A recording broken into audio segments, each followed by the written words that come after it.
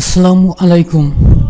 আজকের ভিডিওতে আমরা শিখব রাসূলুল্লাহ সাল্লাল্লাহু আলাইহি ওয়াসাল্লামের একটি অমূল্য হাদিস, যা আমাদের সমাজ ও মুসলিম ভ্রাতৃত্বের গুরুত্ব শেখায়।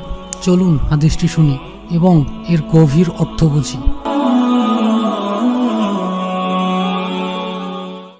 আব্দুল্লাহ ইবনে উমর রাদিয়াল্লাহু আনহু হতে বর্ণিত, রাসূলুল্লাহ সাল্লাল্লাহু আলাইহি ওয়াসাল্লাম বলেছেন, মুসলিম মুসলিমের ভাই, সে তার উপর জুলুম করবে না এবং তাকে জালিমের হাতে সুপর্দ করবে না।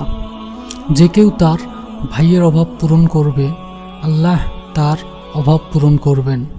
যে কেউ তার মুসলিম ভাইয়ের বিপদ দূর করবে, আল্লাহ তাআলা কিয়ামতের দিন তার বিপদসমূহ দূর করবেন।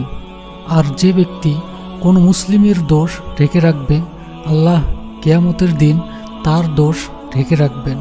এই হাদিসটির শিক্ষা: 1 নম্বরে, মুসলিমরা একে অপরের ভাই, তাই আমরা কখনোই অন্য মুসলিমের প্রতি জুলুম করব না বা তাকে নির্যাতনকারীদের হাতে তুলে দেব না। একে অপরের সাহায্যে এগিয়ে আসা একটি মহান আমল। যদি আমরা কারো বিপদ দূর করি, আল্লাহ আমাদের পরকালীন বিপদ দূর করবেন। অন্যের দোষ গোপন রাখা ইসলামের অত্যন্ত প্রশংসিত একটি আমল।